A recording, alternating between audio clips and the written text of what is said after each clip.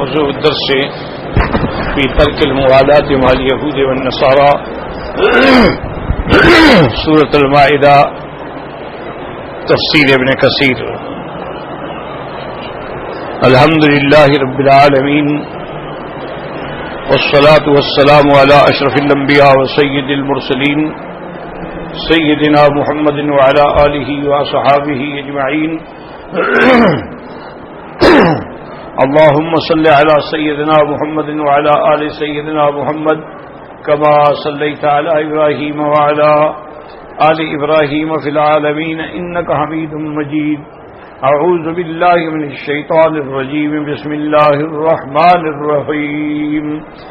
يا أيها الذين آمنوا لا تتخذوا اليهود والنصارى أولياء بعضهم أولياء بعض ومن يتولهم منكم فإنه منهم إن الله لا يهدي القوم الظالمين.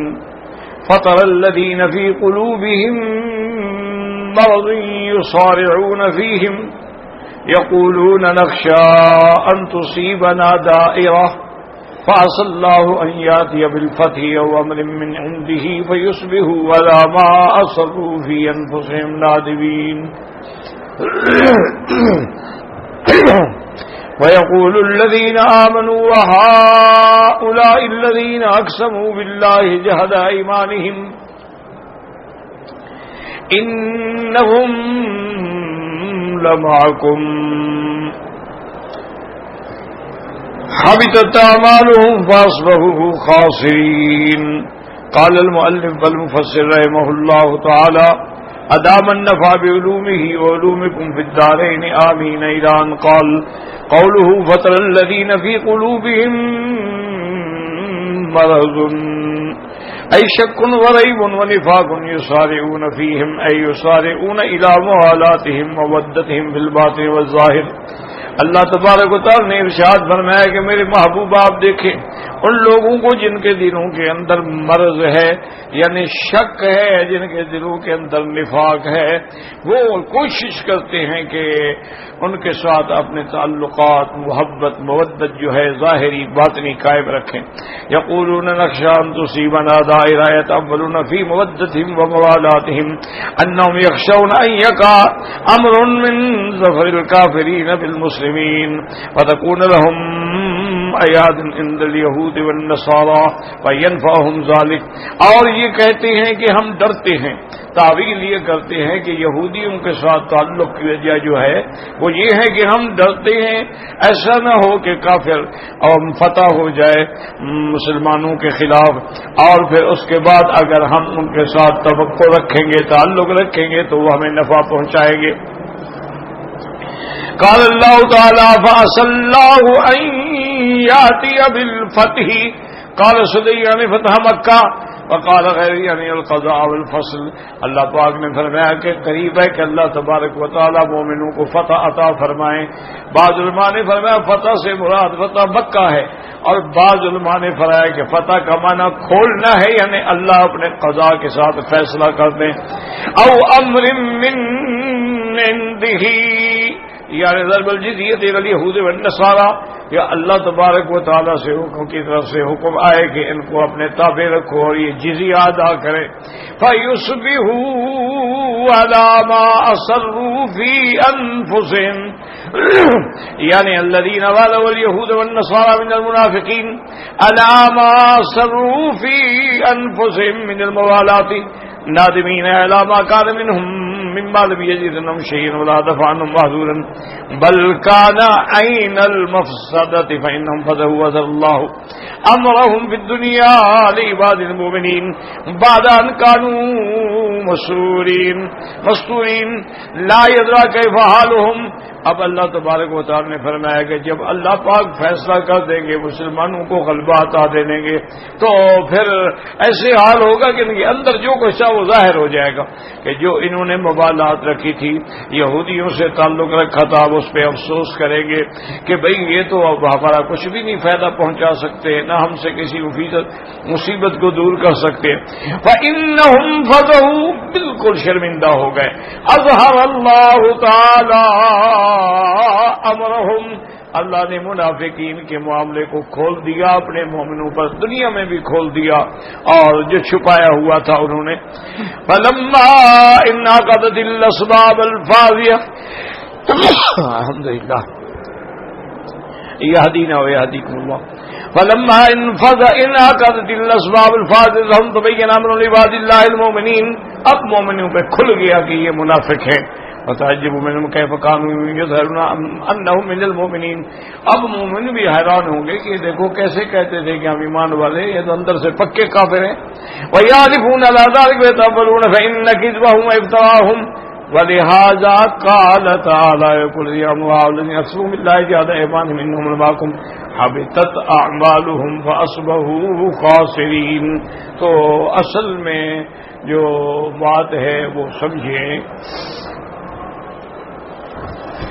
کہ میرے آقا نے سرکار دو جہان محبوب دو عالم صلی اللہ علیہ وسلم کی بعثت کے بعد، یعنی آپ مکے میں پیدا ہوئے اور مکے میں ہی جوان ہوئے اور مکے میں ہی آپ کو نبوت اور رسالت کا تاج پہنایا گیا۔ اس وقت آپ کی عمر مبارک جو ہے وہ 40 سال تھی۔ حضور صلی اللہ علیہ وسلم پہ جب اللہ کا قرآن آیا، وحی آیا، اللہ کا حکم آیا، تو اس کے بعد حضور پاک نے دعوت دی کفار مشرکین کو، اور کھل کے دعوت دی، کیونکہ اللہ کا حکم تھا کہ یا ایھا المدثر قم فانذر، اب آپ کھڑے ہوئے ہیں، بس ڈرائیں ان کو جہنم کی آگ سے۔ اور سب سے پہلی دعوت کیا تھی؟ وَرَبَّكَ فَكَبِّرْ، اپنے رب کی بڑائی بیان کر۔ سب سے پہلی دعوت جو ہے توحید کی وہ یہی ہے کہ اللہ کی ربوبیت اور اللہ کی کبریائی کا اعلان کر۔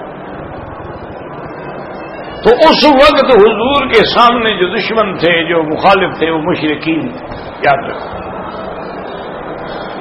مکے میں رہنے والے سب مشرک، وہاں منافق کوئی نہیں تھا۔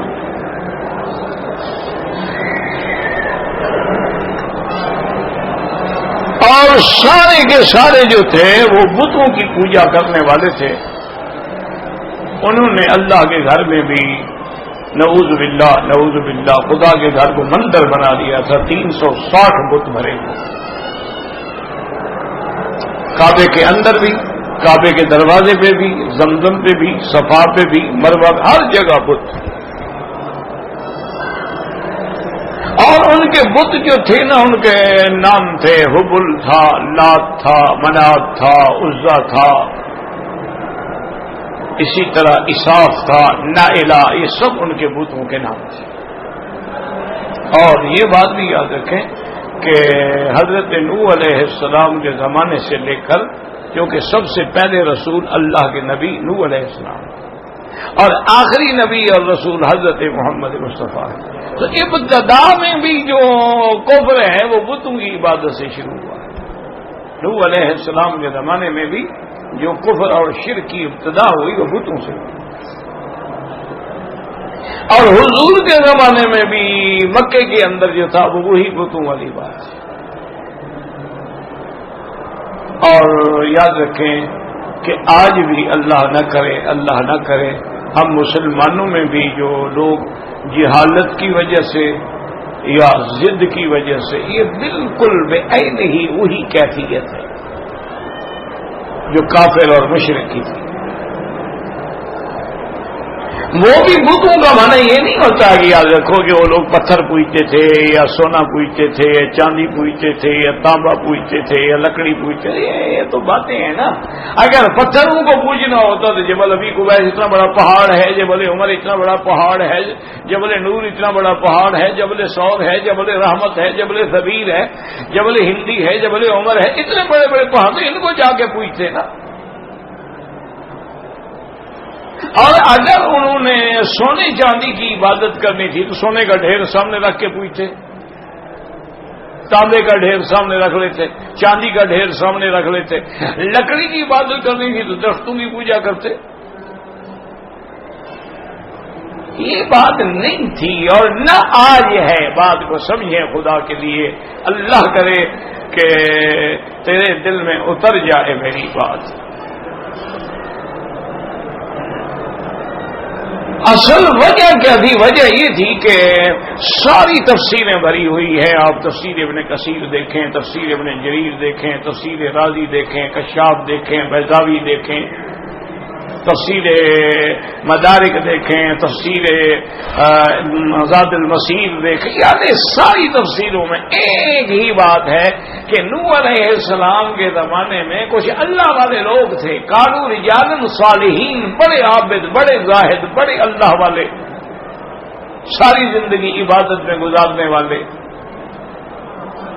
رات دن اللہ کی یاد میں گزارنے والے. جب وہ فوت ہوئے تو اب شیطان کو موقع ملا.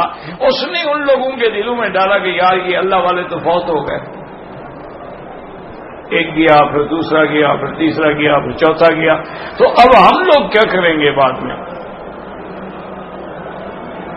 انہوں نے کہا بھی کیا کریں؟ انہوں نے کہا کم از کم یہ تو کریں نا کہ ہم ان کے مجسمے بنا لیں، ان کی شکل کی تصاویر و تماثیل بنا لیں اور اپنے گھروں میں رکھ لیں، مسجدوں میں رکھ لیں کہ جب عبادت کے لیے گئے ان کو دیکھا کم سے کم ان کو یاد تو کریں گے نا، ان کی دعائیں تو کریں گے نا.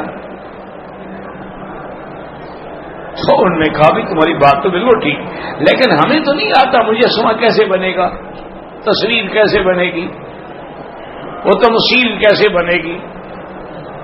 جیسے آج کل آپ نے دیکھا ہو، یا آج کل تو خیر دور ایسا آ گیا ہے کہ ہمارے جو 4 سال کے بچے ہیں انہوں نے بھی سب کچھ فلموں کے ذریعے دیکھا ہوا ہے.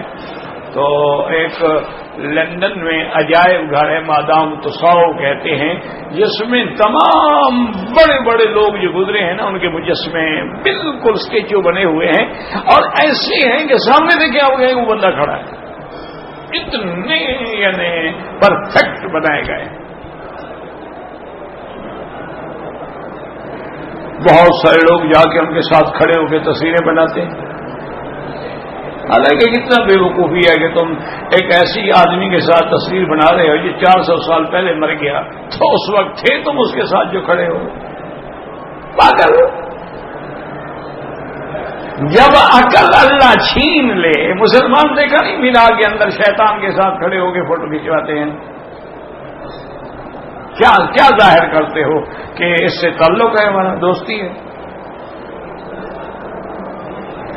بے وقوفی ہے. ابھی یہ گھڑی لگ گئی، گھڑی کے ساتھ کھڑے ہیں فوٹو کھنچوا رہے ہیں. کیا یہ کہاں کی قوم ہے بنا؟ یہ کلاک ٹاور ہے نا، یہ اتنی بڑی بلڈنگ بنی، گھڑی بنی حرم کے لیے، سب کھڑے ہیں ویڈیو بنا رہے ہیں. اب مدینہ شریف کے سین میں بھی انہوں نے ایک اونچی گھڑی لگائی ماشاءاللہ تاکہ لوگوں کو ٹائم کا پتہ لگے، وہاں کھڑے ہوئے فوٹو بنوا رہے ہیں. اس قوم کا کیا علاج ہے؟ حضور نے لعنت بھیجی کہ لعن اللہ المصورین والمصور لہ. اللہ تصویر بنانے والوں کو بنوانے والوں پہ لعنت بھیجے. یہ حضور کے روضے کے ساتھ کھڑے ہو کے تصویر بناتے ہیں، یعنی لعنت کرنے والے کے مقام پہ کھڑے ہیں، روضے پہ کھڑے ہیں، مدینے پہ کھڑے ہیں، وہاں تصویر بنوا رہے ہیں. اب اس کا کوئی علاج اور یہ تو سمجھ نہیں آتا. بس یہی معلوم ہوتا ہے کہ شاید اب انتہا ہو گئی ہے. بس یہ ملک شاید اور دنیا عالم پہ فنا آنے والی ہے. تو اب جناب ابلیس جو تھا نا وہ تو انسان کی شکل میں تھا نا، وہ تو بزرگ بن جاتا ہے نا، بڑے بڑے ہیلے کر دو. فکر نہ کرو میں بنوا دیتا ہوں. میں جانتا ہوں ایک بندے کو بنا، اس نے جناب ان سارے عباد صالحین جو فوت ہو گئے تھے نا، ودن، سواء، یغوثا، یعوقا، نصرا، یہ 5 ان میں بڑے تھے. اچھا خدا کی شان دیکھو، نوح علیہ السلام کے زمانے میں بھی 5 تن پاک، اب بھی 5 تن پاک. اب یہ ہم نے تو نہیں بنایا نا، اس وقت بھی قرآن میں ان 5 کا نام ہے نا، ودن، سواء، یغوثا، یعوقا، نصرا، اب بھی 5 تن پاک.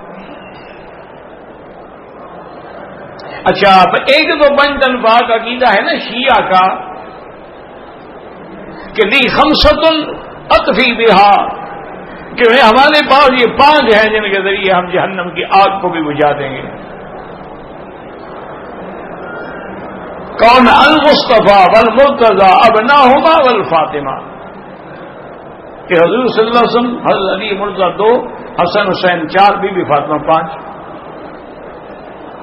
اس لیے وہ باقاعدہ کتابوں میں ہے ان کے لیے خمسۃ اطفی بہا حر الوباء الحاتمہ المصطفیٰ والمرتضیٰ ابناہما والفاطمہ. ان کے بھی 5 تنفاذ. تو ہمارے جو اہل سنت والجماعت تھے، پہلے سنت والجماعت تھے حضور کے طریقے میں، اب ہے سنت سن سے، یعنی جو سن ہو گئے ہوں، جن کا نہ عقل کام کرتا ہو اور نہ وجود کام کرتا ہو، وہ ہے وہ اہل السنہ. انہوں نے 5 پیر بنا لیے کہ یار ان کے 5 تن ہیں. نوح علیہ السلام کے زمانے میں بھی 5 تن تھے، ہم پیچھے رہ گئے، ہمارے بھی 5 پیر. انہوں نے بھی باقاعدہ جناب کہیں 5 پیر، کہیں ظاہر پیر. بھئی یہ کیا ہے ظاہر پیر؟ انہوں نے کہا جی میں نے خواب دیکھا ہے، مرشد نے حکم دیا ہے کہ میں یہاں دفن ہوں، میری قبر بناؤ، اندر کچھ نہیں ہے. اس نے قبر بنا لی، مجاور بن کے بیٹھ گیا، اب ماشاءاللہ اور سو رہے ہیں. اس قبر میں بھی کچھ نہیں ہے. وہ تو پیر ظاہر ہو گیا مدتوں کے بعد. تو اب جناب یہ ہے کہ نوح علیہ السلام کی قوم جو تھی نا جی، ان کو دیکھتی رہی اور یاد کرتی رہی. جب وہ نسل ختم ہو گئی، ان کی اولادیں آ گئیں، وہ عقل والے ہوئے، انہوں نے دیکھا کہ یہ کیا ہے. ابلیس نے ان کے دلوں میں وسوسہ ڈالا کہ بھائی یہ اللہ کے بڑے پیارے ہیں، یہ ان کی شکلیں ہیں، تمہارے والدین ان کو کہتے تھے اور یہ خدا کو کہتے تھے. چونکہ ہم تو گناہگار لوگ ہیں نا، تو ان کی خدا جو ہے کبھی موڑتا ہی نہیں ہے، تو ہم آگے ان کو کہہ دیتے ہیں، یہ اللہ میاں کو کہہ دیتے ہیں. یہ عقیدہ تھا ان کا. خدا نہیں سمجھتے تھے، وہ بھی سمجھتے تھے کہ یہ یعنی واسطہ ہیں. ہؤلاء شفعاؤنا، قرآن میں ہمارے سفارشی ہیں اللہ کے پاس. تو فرق اتنا ہے کہ وہ شفاعت قہری کے قائل تھے، یعنی ان کی بات کو خدا بالکل رد ہی نہیں کر سکتا. یہ نہیں ہے کہ اللہ کی مرضی، مان لینا مان لے پھر تو ٹھیک ہے، پھر تو ہمارا عقیدہ بھی یہی ہے. لیکن نہیں، جو انہوں نے کہہ دیا ہے نا، اللہ نے ان کو پاور آف اٹارنی دے دی ہے، سب اب ان کے اختیار میں ہے. اللہ تبارک و تعالی نعوذ باللہ پنشن پہ ہے. وہ کہتا ہے خدا کے بننے میں وحدت کے سوا کیا ہے. اس کے بعد توحید توحید توحید، جو کچھ لینا ہے میں لے لوں گا محمد سے. وہ کہتے ہیں اب تو ہم نے حضور سے لینا ہے نا. اسی لیے دیکھیں بڑے سے بڑا مسلمان پوچھو نا جی ماشاء اللہ کب، اور جی کملی والے نے بلایا ہے، خط لکھا ہے حضرت نے آپ کو. تو کملی والے جب عمرے پہ آئے تھے ان کو کس نے بلایا تھا؟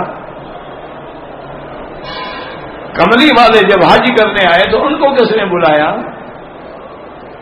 کملی والے جب عمرہ کرنے آئے احرام باندھ کے 1500 آدمی لے کر حدیبیہ پہ کافروں نے روک دیا، عمرہ ہی نہیں کرنے دیا. حضور سر اٹھا کے احرام کھول کے جان ورزی پہ کر کے واپس چلے گئے. ان کو کس نے واپس کیا؟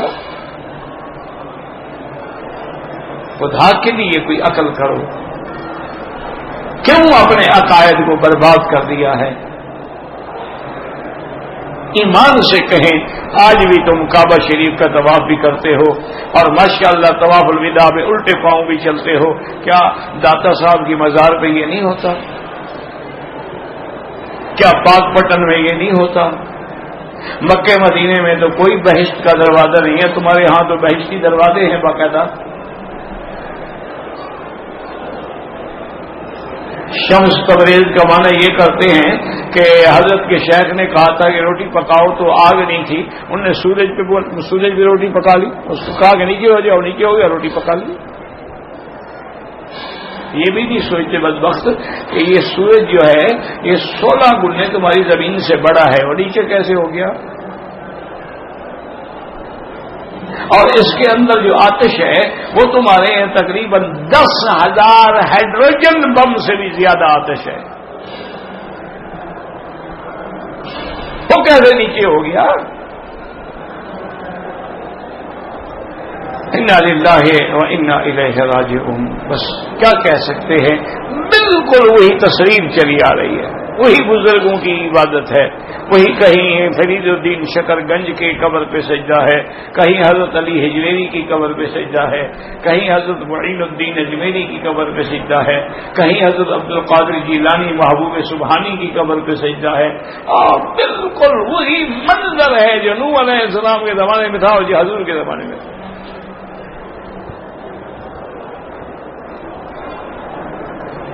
بے نہیں وہی.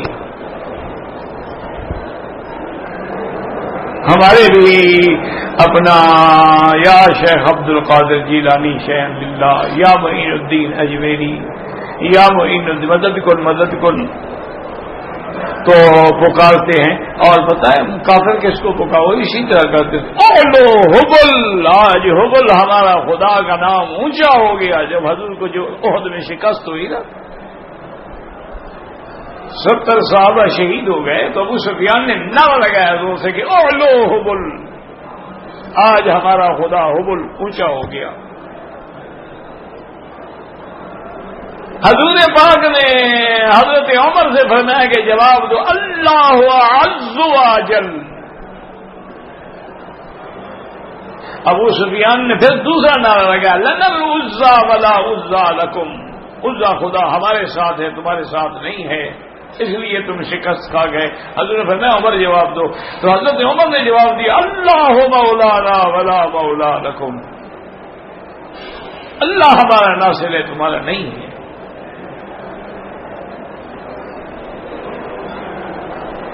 اور اس نے ابو سفیان نے پھر تیسرا نعرہ لگایا، اس نے کہا قتلاکم بقتلا بدر سواء بسواء، تم نے بدر میں ہمارا 70 آدمی مارا تھا، ہم نے تمہارا 70 یہاں مار دیا ہے، ہم برابر ہو گئے. حضرت عمر نے جو کہا لسنا سوا قتلاکم فی النار و قتلانا فی الجنہ، ہم کیسے برابر ہیں؟ تمہارے مرے ہوئے جہنم میں گئے، ہمارے شہید ہوئے جنت میں گئے، برابر کیسے ہیں؟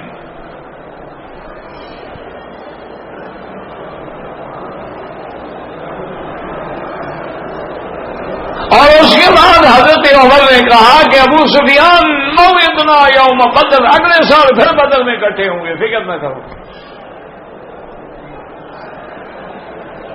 تو بہرحال سیدھی بات ہے، ایمانداری کی بات ہے، تعصب میں نہ پڑیں، اس بات پہ نہ جائیں کہ یہ وہابی ہیں، یہ دیوبندی ہیں، یہ تبلیغی ہیں، یہ اہل حدیث ہیں. اس بات پہ نہ جائیں. اللہ نے آپ کو بھی عقل دیا ہے. خدا کے لیے حضرت نوح علیہ السلام کے زمانے کے شرک کا ملاحظہ کریں، پھر حضور کے زمانے کے شرک کا ملاحظہ کریں، پھر ان 5 تن کے عقیدے رکھنے والوں کے شرک کا ملاحظہ کریں، پھر 5 پیر ماننے والوں کے شرک کا ملاحظہ کریں، پھر مجھے بتائیں کہ ان میں فرق کیا ہے. خود ٹھنڈے دل سے مطالعہ کریں، چھوڑ دیں ہماری باتیں نہ مانیں. آپ کو اللہ نے علم دیا ہے، عقل دیا ہے، قرآن پڑھو، ترجمہ کرو، ترجمے والا قرآن لے لو.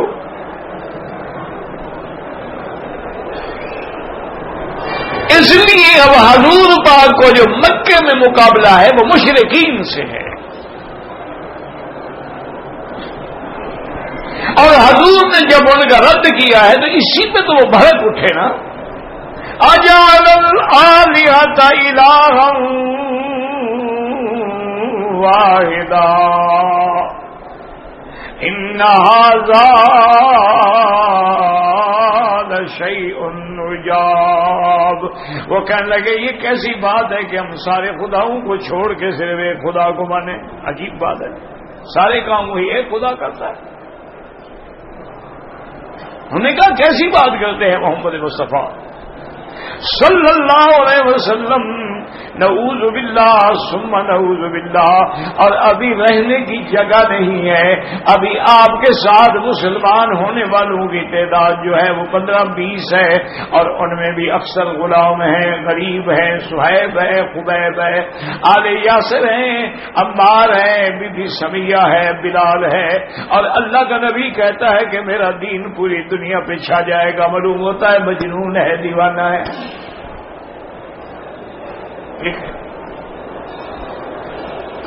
اللہ اکبر اللہ اکبر. اس لیے اللہ نے حکم دیا کون فانذر، میرا محبوب کھڑے ہو جائے. اب سونے کا وقت چلا گیا، آرام کا وقت چلا گیا، اب آپ کھڑے ہو جائیں. اور فانذر، یاد رکھو نبی نذیر بھی ہوتا ہے، بشیر بھی ہوتا ہے، رسلا مبشرین ومنذرین. اور میرے مدنی پاک کی تو 3 صفتیں قرآن نے اکٹھی ذکر کی ہیں، 4. یا ایھا النبی انا ارسلناک شاہدا ومبشرا ونذیرا وداعیا الی اللہ وَدَاعِيًا إِلَى اللَّهِ بِإِذْنِهِ وَسِرَاجًا مُنِيرًا. لیکن یہاں صرف ایک صفت ہے، یہاں تبشیر نہیں. کیوں؟ یہاں موقع یہ ہے، مقام یہ ہے کہ آپ ان کو ڈرائیں جہنم سے. اس لیے بشارت دینے کا وقت ہی نہیں ہے نا، یہ تو ڈرانے کا وقت ہے. اور یہ بھی یاد رکھیں کہ قرآن میں، عربی کے اندر بھی، لغت میں بھی، قرآن میں بھی 2 لفظ ہیں. ایک لفظ انذار ہے، ایک لفظ تخویف ہے. یاد رکھو، ایک لفظ تخویف ہے. جیسے کہ اللہ نے فرمایا تھا وَأَوْحَيْنَا إِلَىٰ أُمِّ مُوسَىٰ أَنْ أَرْضِعِيهِ فَإِذَا خِفْتِ عَلَيْهِ فَأَلْقِيهِ فِي الْيَمِّ وَلَا تَخَافِي وَلَا تَحْزَنِي. تو ہاں خوف کا لفظ ہے.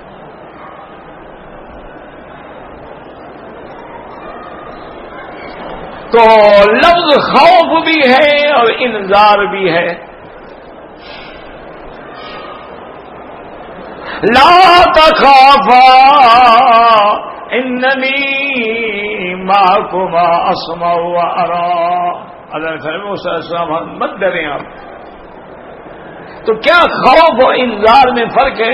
یہاں بھی آپ تفسیر دیکھیں گے، لفظ ہوگا نا انذر، آگے ہوگا خوف، ڈرائیں ان کو. وَأَنذِرْ عَشِيرَتَكَ الْأَقْرَبِينَ. اور میرے محبوب پہلے اپنے رشتہ داروں سے بات شروع کریں. اس لیے ہمیں سبق ملتا ہے کہ آپ نے بھی اگر اصلاح کرنی ہے، آپ نے بھی دین کا کام کرنا ہے، پہلے گھر سے شروع کرو. گھر والوں کی اصلاح کرو، رشتہ داروں کی اصلاح کرو، اولاد کی اصلاح کرو.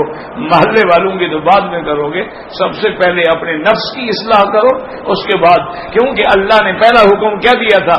یا ایھا المزمل قم اللیل الا قلیلا نصفہ او انقص منہ قلیلا او زد علیہ ورتل القرآن ترتیلا. میرے محبوب کھڑے رہے ساری رات، قرآن پڑھیں، سوار کے قرآن پڑھیں. اور پہلے راتوں کو جگایا، اتنے حضور کھڑے ہوئے کہ آپ کے پاؤں سوج جاتے تھے. پھر رعایت فرما دی کہ فقرؤوا ما تیسر منہ. لیکن پہلے حضور کو تیار کیا گیا، کیونکہ جب تک آدمی کامل فی نفس ہی نہ ہو، کامل لغیر ہی بن ہی نہیں سکتا. یہی وجہ ہے نا کہ آج کل ہماری یونیورسٹیوں میں، ہمارے ہائی اسکولوں میں، ہمارے بڑے بڑے کالجوں میں، ہمارے بڑے بڑے اداروں میں لڑکے سینکڑوں ہزاروں کی تعداد میں پڑھتے ہیں، لیکن کوئی بھی نمازی نہیں بنتا، کوئی بھی قرآن والا نہیں بنتا، کوئی بھی دین والا نہیں بنتا، کوئی بھی اصلاح نہیں ہوتی. وجہ کیا ہے کہ پڑھانے والے کی خود اصلاح نہیں ہے، تو اگلے کی کیا اصلاح ہوگی؟ وہ داڑھی منڈاتا ہے، وہ سوٹ پہنتا ہے، ٹائی لگاتا ہے، تو شاگرد بھی تو وہی پہنے گا. اس لیے انہوں نے سکولوں کا یونیفارم ہی ایسا بنا دیا ہے تاکہ استاد کو شرمندہ ہی نہ ہونا پڑے. تو دونوں جو کچھ استاد ہیں تو شاگرد تو وہی سیکھے گا. پہلے کیا وجہ تھی؟ اب دیکھیں بس چلو انگریزی کالجوں کو، یونیورسٹیوں کو چھوڑو. اب ہمارے جو دینی مدارس ہیں، دعا کریں جہاں جہاں بھی ہیں اللہ ان کی حفاظت کرے. یاد رکھو کہ یہ دینی مدارس ہی دین کے قلعے ہیں، یہ دینی مدارس ہی دین کا مرکز ہیں، یہ دینی مدارس ہی دین کی بقا کا ذریعہ ہیں، یہ دینی مدارس ہی اسلامی تعلیمات کی بقا کا ذریعہ ہیں. باقی ٹھیک ہے، اب وہ تو نہیں رہے نا جو حضور کے زمانے میں تھے یا صحابہ کے زمانے میں تھے یا تابعین کے زمانے میں تھے، وہ تو فرق آئے گا، لیکن پھر بھی غنیمت ہے. آج اگر دنیا میں کوئی آدمی اللہ اللہ کر رہا ہے، نماز پڑھ رہا ہے، قرآن پڑھ رہا ہے، عمرہ کر رہا ہے، حج کر رہا ہے، زکوٰۃ دے رہا ہے، سود سے بچ رہا ہے، زنا سے بچ رہا ہے، تو ان کو یہ ساری تعلیم دینے والے کون ہیں؟ کالج، یونیورسٹیاں، آپ کے ہائی سکول، آپ کے مڈل سکول، آپ کے پرائمری سکول، وہی یہ تعلیم ملتی ہے۔ یہ انہی مدارس کی، انہی لوگوں کی ہمت ہے، انہی کی برکات و ثمرات ہیں۔ اور خدا کی قدرت دیکھو کہ یہ دین کے کام کرنے والے، چاہے مؤذن ہو، استاد ہو، نماز پڑھانے والا معلم ہو، امام ہو، یہ 24 گھنٹے کے ملازم ہیں بیچارے، 24 گھنٹے کام ہے۔ 5 دفعہ تو اذان دینی ہے، ہوگا تو اذان دے گا نا، 5 دفعہ نماز پڑھنی ہے، ہوگا تو نماز پڑھائے گا، صبح شام قرآن کا درس دینا ہے، ہوگا تو دے گا نا۔ لیکن اس کے باوجود بھی اعتراض ان پہ ہوتا ہے، اور جو 8 گھنٹے کی ڈیوٹی کرتے ہیں اس میں بھی انشاءاللہ 1 گھنٹہ لیٹ پہنچتے ہیں اور 1 گھنٹہ پہلے چلے جاتے ہیں، وہ سارے ملک کو لوٹ کے کھا گئے، ان کا نام کوئی نہیں لیتا۔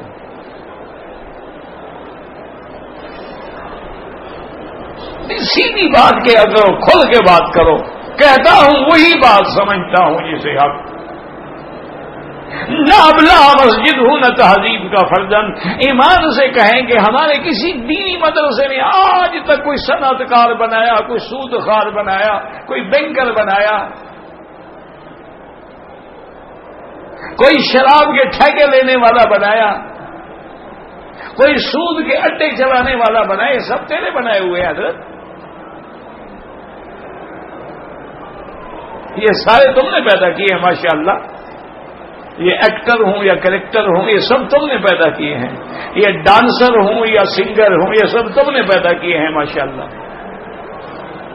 مولویوں نے تو پھر بھی کسی گانے والے کا رخ بدلا ہوگا، کسی ناچ والے کا رخ بدلا ہوگا، اس کو دین پہ لگایا ہوگا، لیکن اس نے بنایا نہیں ہوگا۔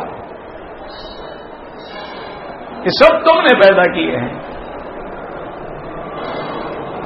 تو بہرحال پہلی چیز ہے کامل فی نفسہ ثم یکون کاملا لغیرہ، کہ کمال پیدا کرو اپنے اندر اور اس کے بعد پھر غیر کے لیے بات کریں، یہ قاعدہ ہے، اصول ہے۔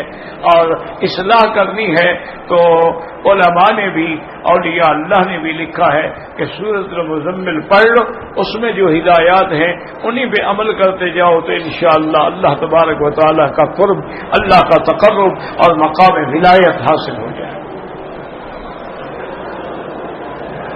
اس لیے کہ رات کو جاگو، اسی لیے حضور نے فرمایا تھا نا کہ کسی نے کہا حضور کوئی آسان سی بات بتائیں جس سے جنت مل جائے، آپ نے فرمایا کہ افش السلام، کہ سلام پھیلاؤ، ہر جگہ جاؤ السلام علیکم السلام علیکم، گھر میں بھی جاؤ السلام علیکم، گھر میں بیوی ہو تب بھی کہو السلام علیکم۔ یہ گھر کی بیوی کو نہیں کہتے، کوئی اور عورت ہو تو اس کو ضرور کہہ دیتے ہیں۔ ہماری قوم ہے نا جی، بیوی کو کہیں ان کی حتک ہوتی ہے نا جی، کمزوری ہے نا کہ بیوی کو سلام کرو، نہیں جناب نہیں، تو غیر کو سلام کرو تاکہ جہنم جانے کا رستہ آسان ہو جائے۔ تو حضور نے بولا افش السلام، سلام پھیلاؤ، وَأَطْعِمُوا الطَّعَامَ، اور مسکینوں کو کھانا کھلاؤ۔ آپ نے فرمایا 2 چیزیں، سلام پھیلاؤ، اطعموا الطعام وصلوا والناس نیام، اور تم رات کو اس وقت نماز پڑھو جب سب سو جائیں، اس وقت نماز پڑھو۔ کیوں؟ جو رات کا جو وقت ہے نا، ان ناشئۃ اللیل ہی اشد وطئا واقوم قیلا، یہ رات کا جاگنا جو ہے یہ دل اور زبان کی موافقت کے لیے سب سے بہتر وقت ہے۔ ادھر ادھر خیال نہیں ہے نا، قرآن کی طرف ہے، تو جو زبان سے ہے وہی دل میں ہے۔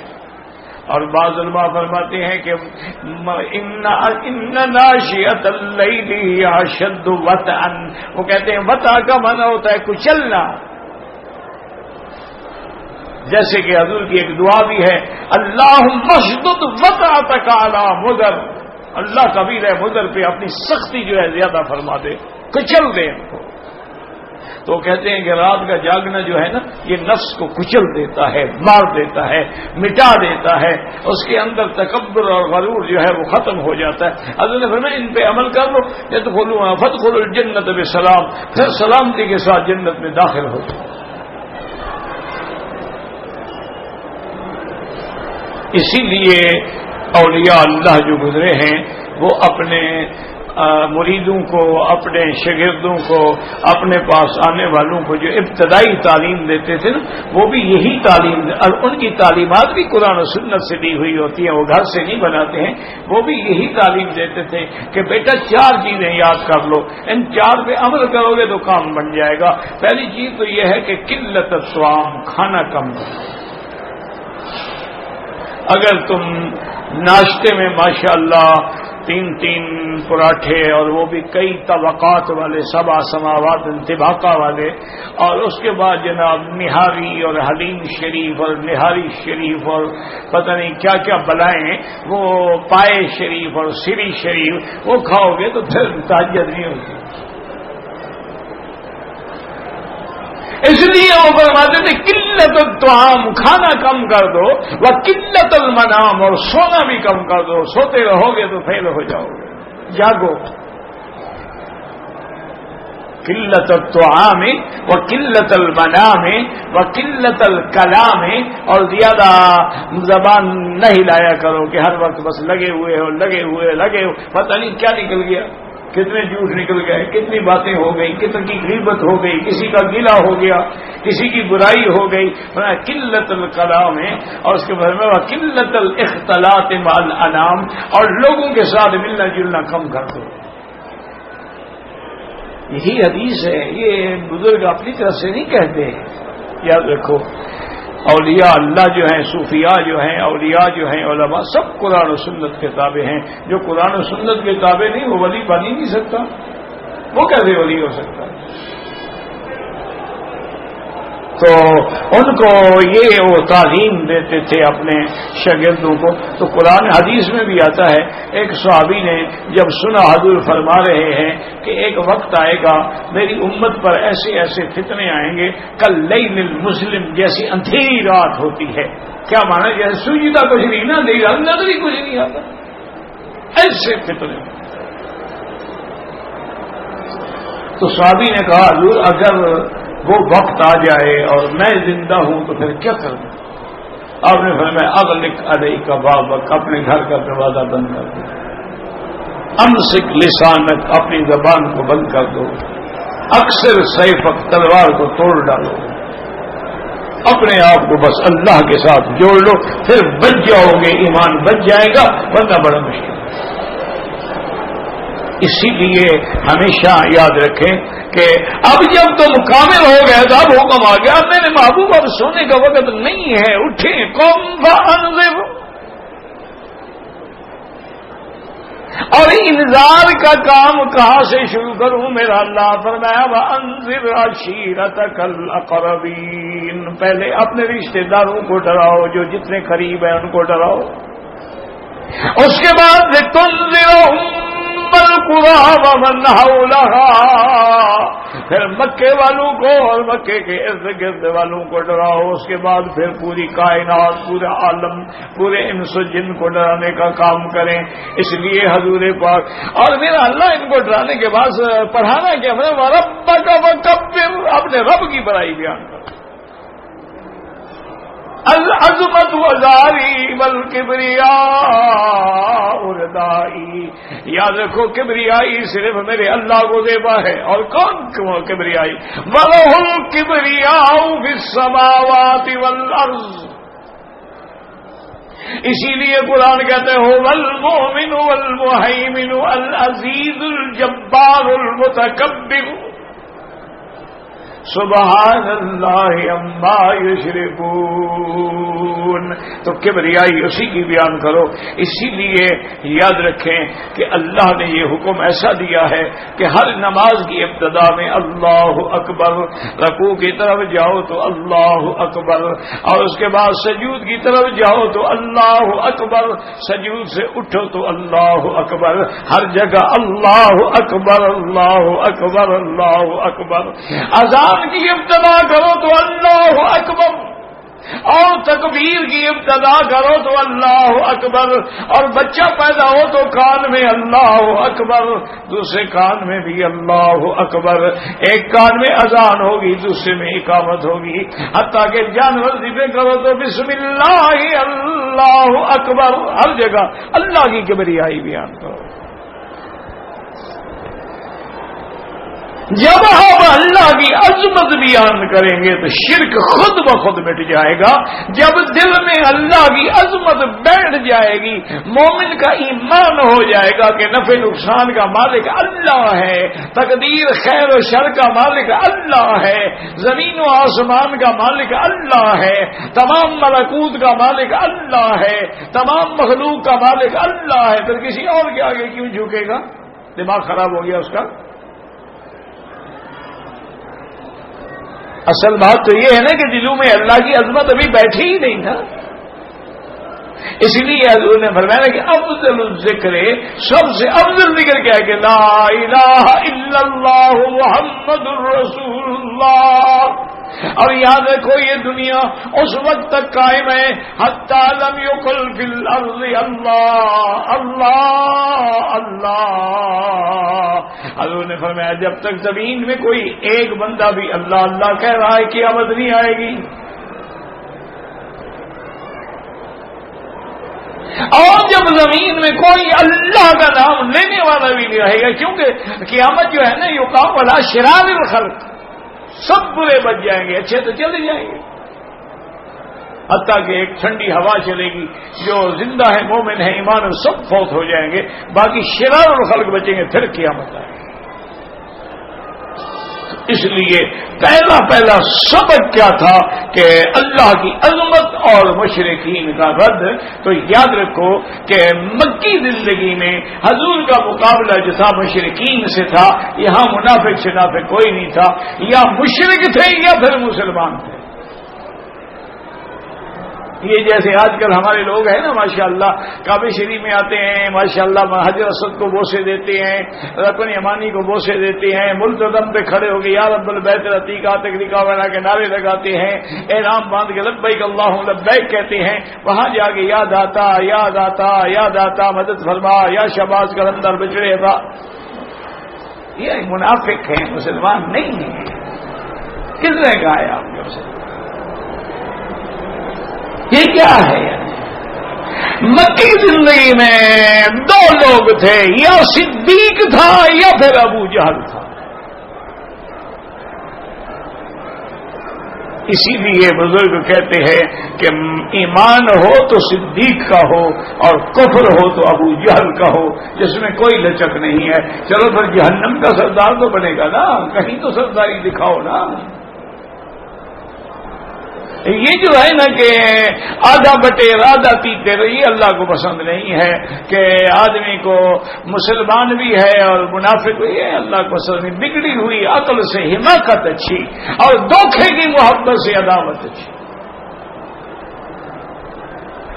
مانا ہے تو پھر بلال بن گیا ہے کہ مارا جا رہا ہے، بے ہوش ہو گیا ہے، سینے پہ پتھر رکھے ہوئے ہیں، نیچے پتھر انگاروں کی طرح دہک رہے ہیں، بڑے بڑے کانٹے کھجوروں کے لے کے چبھوئے جا رہے ہیں اسی حالت میں، لیکن جب بھی ہوش آتی احد احد احد۔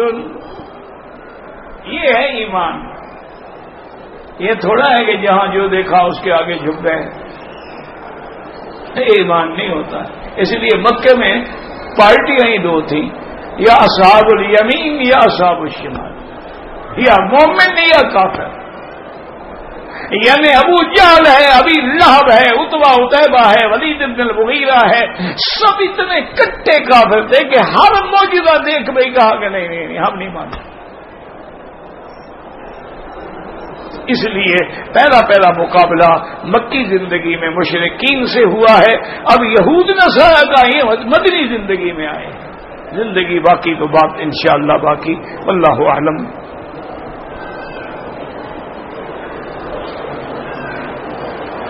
ایک آدمی کو شوگر ہے، اللہ تبارک و تعالی ہر مسلمان کو شفا عطا فرمائے۔ حضور کی دعا ہے اللہم انی اعوذ بک عن البرص والجنون والجذام وعن سیء الاسقام. یہ دعا مانگا کرو کہ اللہ ہر بری بیماری سے پناہ عطا فرمائے.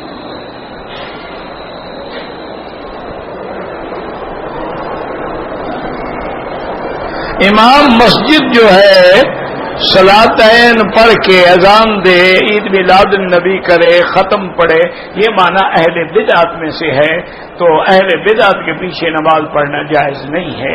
حضور کی حدیث ہے من وقر صاحب بدعت فقد اعان علی ہدم الاسلام، کہ جو آدمی اہل بدعت کی عزت کرتا ہے وہ اسلام کو گرا دیتا.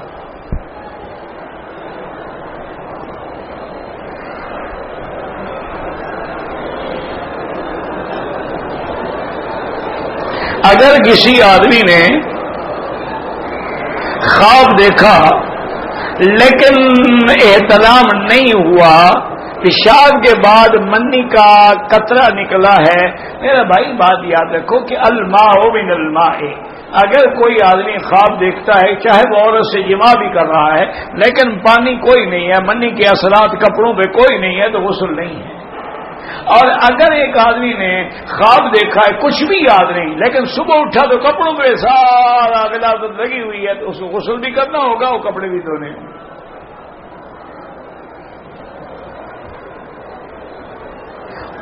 عمرہ جو ہے مکے میں رہتے ہوئے زیادہ طواف کریں، طواف زیادہ افضل ہے عمرے سے، لیکن وہ معنی یہ ہے کہ جتنی دیر عمرے میں لگاتے ہو 2 گھنٹے 3 گھنٹے اتنی دیر طواف کرتے رہو تو طواف کا زیادہ ثواب ہے.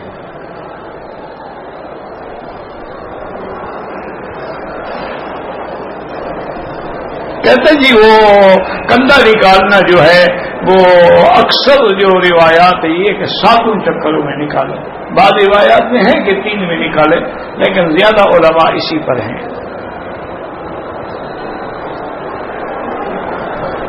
کہتے جی کہ مجلس علم میں بیٹھنے کی زیادہ فضیلت ہے یا طواف کی.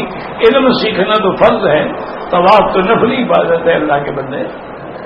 علم ہوگا تو طواف بھی کرو گے، جب علم ہی نہیں ہوگا تو کیا کرو گے؟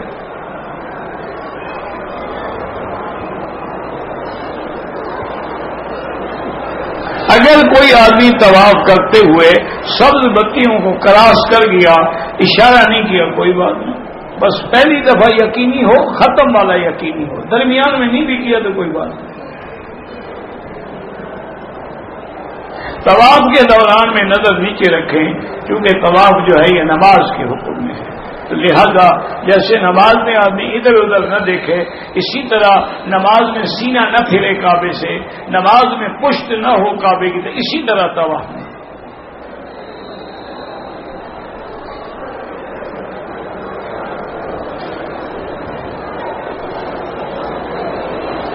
مالک جو ہے خود پتہ نہیں چلا جاتا ہے، ملازموں کو نہیں لے کر جاتا ہے، کہاں چلا جاتا ہے مجھے کیا پتا. میں نے عمرہ تمام مسلمان کے لیے کرا ہے، تمام مسلمانوں کے لیے ایک عمرہ کافی نہیں ہوتا، جتنے مسلمان ہیں گن کے سب کے لیے 1-1 کروڑ، صرف 1 ارب 34 کروڑ ہے، وہ زیادہ تو نہیں ہے. یہ سب کی جان چھڑانا چاہتا ہے. عید میلاد النبی کی شرعی حیثیت یہ ہے کہ وہ بدعت ہے، نہ اللہ کے قرآن میں ہے، نہ فرمان رسول پاک میں ہے، نہ خلفائے راشدین نے، نہ اہل بیت رسول نے کبھی میلاد النبی نہیں منائی. حتیٰ کہ حضور کی وفات کے 600 سال بعد 7ویں صدی میں ایک بادشاہ گزرا ہے مظفر، اس نے یہ بدعت ایجاد کی.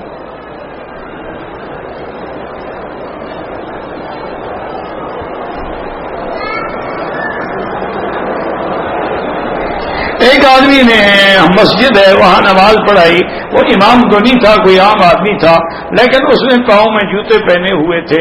میرا بھائی بات یہ ہے کہ اگر تو وہ جوتے پاک تھے، صاف تھے، تو کوئی حرج نہیں. صحابہ بھی جوتوں میں نماز پڑھتے تھے، حضور پاک بھی جوتے میں نماز پڑھ رہے تھے. نماز پڑھتے ہوئے آپ نے جوتا اتار دیا، جب فارغ ہوئے تو صحابہ نے بھی اتار دیے. ہم نے تم لوگوں نے کیوں اتارے؟ انہوں نے کہا حضور آپ نے بھی اتار دیا. نے کہا مجھے تو جاءنی جبریل آنفاً، مجھے تو جبریل آ کے نماز میں کہہ گیا کہ آپ کی جوتی کے نیچے کچھ لگا ہوا ہے، جوتا اتار دیں۔ تو منع یہ ہے کہ اگر صاف ہو، تمہیں کون بتائے گا، ان کو تو جبریل نے بتا دیا، تم احتیاط کرو۔ لیکن اگر واقعی پاک ہے، صاف ہے، نیا ہے، خاص طور پہ طواف کے لیے مسجد کے رکھا ہوا ہے تو کوئی حرج نہیں۔ لیکن بڑا دھیان کرنا پڑتا ہے، آج کل تو مصیبت ہے نا میرے بھائی، کچھ بھی نہیں خیال کرتے۔ چلو بھائی جوتا پہن کے میرا بالکل عقیدہ ہے کہ جائز ہے، لیکن پاؤں کی انگلیاں جو ہیں وہ بھی زمین پہ لگیں، اگر جوتا ہی بند ہے تو کیا لگے گا زمین پہ؟ حضور کے زمانے میں تو کھلے ہوئے جوتے سے بجائے سے پٹی بندھی ہوئی تھی، وہ تو ٹھیک ہے، وہ تو پاؤں باقاعدہ آپ انگلیاں مبارک رکھتے تھے زمین پہ۔ آپ کے تو ماشاءاللہ جناب بوٹ ہوتے ہیں یا بند ہوتے ہیں، شریعت کے مطابق اور سنت کے مطابق زمزم بیٹھ کے پئیں اور بسم اللہ الرحمن الرحیم ہر سانس پہ الحمدللہ کہیں، 3 دفعہ سانس لیں، اس کے بعد دعا کریں۔ حضرت ابن عباس یہی دعا مانگتے تھے، اللہم انی اسألک علما نافعا ورزقا واسعا وشفاء عن کل داء۔ تو باقی مسئلہ یہ ہے کہ اگر زمزم کوئی کھڑے ہو کے پی لے تو جائز ہے، گناہ نہیں ہوگا۔ باقی پانی کھڑے ہو کے پینے میں تو گناہ ہوگا، لیکن زمزم اگر کھڑے ہو کے پی لے تو گناہ نہیں ہوگا کہ حضور نے کھڑے ہو کے پیا ہے۔ لیکن اکثر محدثین یہ فرماتے ہیں کہ حضور نے کھڑے ہو کے اس لیے پیا تھا کہ حضور خود کنویں پہ کھڑے تھے، نیچے سب پانی تھا، بیٹھنے کی جگہ نہیں تھی، معذوری تھی۔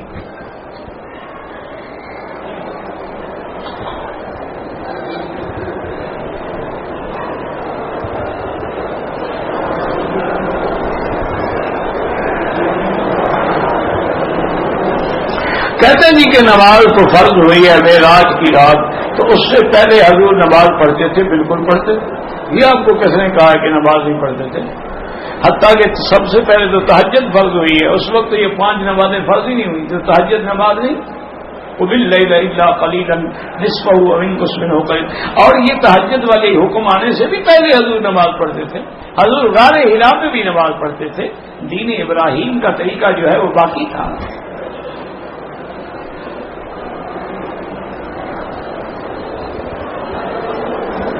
کعبے کو دیکھ کے طواف نہیں کرنا چاہیے، دم تو نہیں پڑتا، لیکن حکم یہ ہے کہ نیچے دیکھ کے چلو۔ میرا بھائی بات یہ ہے کہ سینہ ادھر نہ پھرے، پشت نہ ہو، ایسے نظر پڑ گئی کوئی بات نہیں۔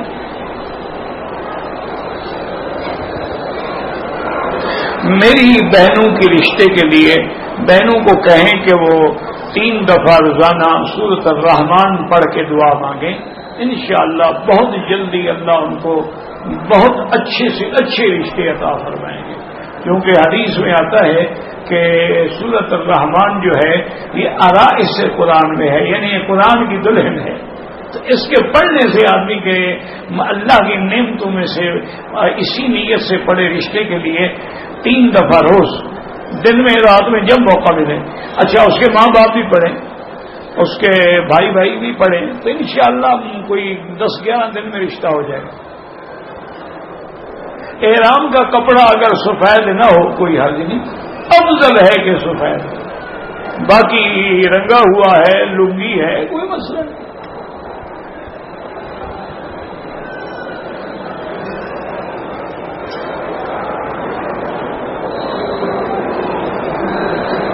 ایک آدمی نے منت مانگی تھی کہ ایک بچی یتیم ہے، اس کی شادی کے لیے پیسے خرچ کروں گا، بعد میں پتہ لگا کہ نہیں وہ تو صاحب مال ہے، اس کے پاس بڑی جائیداد ہے، پھر کسی اور غریب کو دے دو اور یتیم بچی کو دے دو۔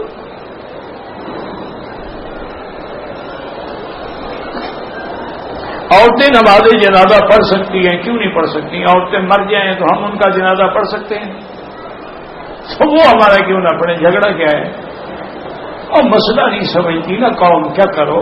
یعنی جنازے کے لیے عورت کو گھر سے نہیں آنا چاہیے کہ جنازہ پڑھنے جا رہی ہوں۔ اگر مسجد میں موجود ہے، جب فرض پڑے گی تو جنازہ بھی پڑھے گی، یہ کیا بات ہے؟ فرض پڑھے گی، سنت پڑھے گی، جنازہ نہیں پڑھے گی۔ وہ لوگوں نے دماغ میں بٹھایا ہوتا ہے نا جی کہ غیر مرد کا جنازہ، غیر مرد کے ساتھ تو کمرے میں رہ رہی ہو، ہاتھ عمرے پہ آئی ہوئی ہو، کٹھے بیٹھ کے روٹی کھاتی ہو، کٹھے بیٹھ کے ماشاءاللہ شام کو شاپنگ کرتے ہو، باقی جنازے میں غائب ہو گیا ہو۔ اب تو خطرہ ہی کوئی نہیں، مر گیا بیچارہ، زندہ ہی کوئی نہیں ہو۔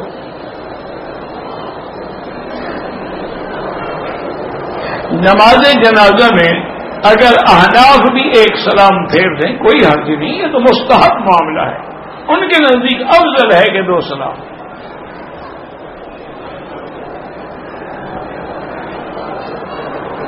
اگر حائضہ عورت نے میقات سے نیت احرام کی کر لی عمرے کی اور حیض میں آ گئی، کوئی بات نہیں، جب پاک ہو جائے اس کو مسجد عائشہ جانے کی ضرورت نہیں، وہ تو نیت کر کے آئی ہوئی ہے، پھر مسجد عائشہ کیوں جائے بھائی؟ غسل کرے اور عمرہ کرے۔ اگر رش زیادہ ہے اور نقاب لگائے، نقاب لگانا عمرے میں منع ہے، دم دینی پڑے گی، آگے کپڑا گھونگھٹ کی طرح کھینچ لے، پردہ بھی رہے گا، منہ کو بھی نہیں لگے گا۔ اور یہی حدیث میں ہے، بی بی عائشہ فرماتی ہیں کہ جب لوگ قریب آتے تھے سدلنا علی وجوہنا، ہم کپڑا لٹکا لیتے تھے آگے۔ قوم ہود کا قد کتنا تھا مجھے ملے تھے کیا؟ نہیں، مجھے ملے تھے یا میں نے دیکھا تھا؟ اتنا آتا ہے کہ پہلی قوموں کے قد بھی بڑے ہوتے تھے، طاقت بھی زیادہ ہوتی تھی، لم یخلق مثلھا فی البلاد، ایسے ایسی طاقتور لوگ تھے۔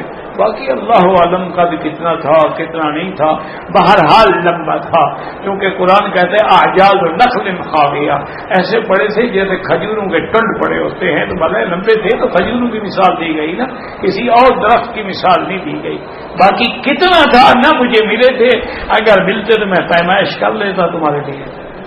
اچھا، اگر تمہیں پتہ لگ جائے کہ ان کا قد 50 ہاتھ تھا، کیا کرو گے؟ کاٹو گے؟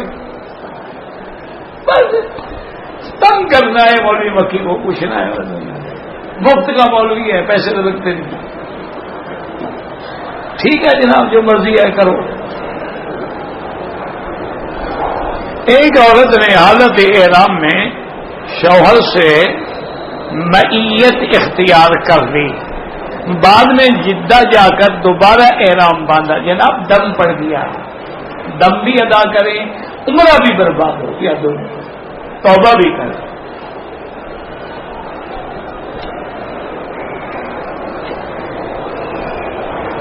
تین سال کا بچہ ہے، ہم نے عمرے میں اس کو ساتھ رکھا، طواف میں بھی صفا مروہ میں بھی، اس کے بال کٹانے کوئی ضروری نہیں ہے، اس پر تو شریعت ہے ہی نہیں جب تک بالغ نہ ہو۔ میں پاکستان سے آئی ہوں، میں نے عمرہ کر لیا ہے، اگر میں دوبارہ عمرہ مسجد عائشہ سے کروں بالکل کریں، 100 عمرہ کریں۔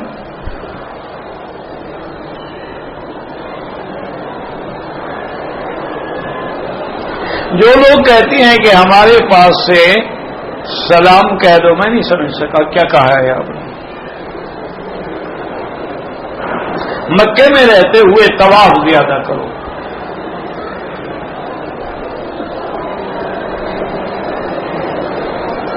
میری بیوی آنا چاہتی تھی مگر مجبوری سے نہ آ سکی، اس کی طرف سے عمرہ کروں؟ نہیں، وہ تندرست ہے، زندہ ہے، کیوں؟ اپنے لیے کرو، اس کے لیے دعا کرو۔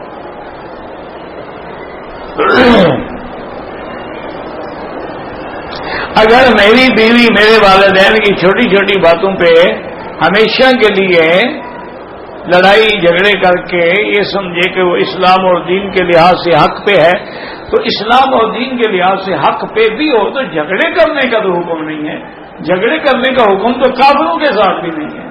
ادعو الی سبیل ربک بالحکمۃ والموعظۃ الحسنہ، وہ تو پھر تیرے سسر ہیں، ساس ہے، وہ تو باپ اور ماں کے حکم میں ہیں، ادب سے بھی بات سمجھاؤ۔ گھر کے لیے بینک سے قرضہ لینا بالکل حرام۔ ہم عمرے کے لیے آئے ہیں، طواف الوداع کریں گے، عمرے والوں پر طواف الوداع واجب نہیں ہوتا، کرو تو اچھی بات، کیونکہ حدیث پاک میں لفظ ہیں ان یکون آخر العہد بالبیت الطواف، کہ تمہارا آخری کام طواف ہونا چاہیے. اس سے بعض علماء کہتے ہیں کہ مطلق بات ہے نا، جب بھی آؤ، عمرے میں آؤ یا حج میں، لیکن عمرے میں واجب نہیں ہے.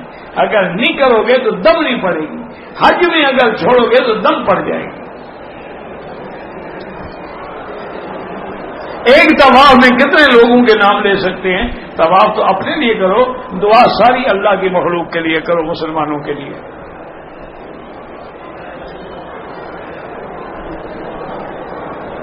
میرے بھابھی نے میرے بیٹے کو دودھ پلایا ہے، ان کی بیٹیوں کے ساتھ ان کی شادی نہیں ہو سکتی ہے.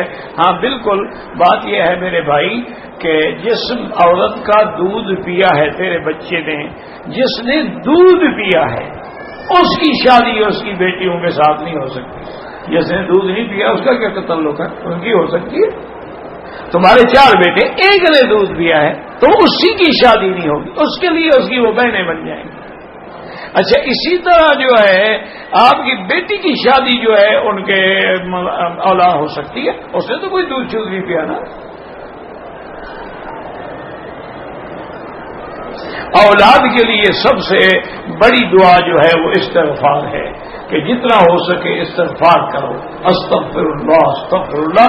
اللہ کا قرآن میں وعدہ ہے وَيُمْدِدْكُمْ بِأَمْوَالٍ وَبَنِينَ، استغفار سے تمہارے مال میں بھی برکت دوں گا، اولاد میں بھی برکت دوں گا.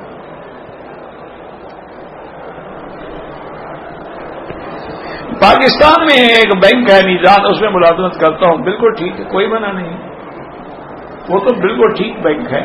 میزان ہے، البرکہ ہے، اسلامی بینک ہے، استثمار الفیصل ہے، استثمار الخیر، سب اسلامی بینک.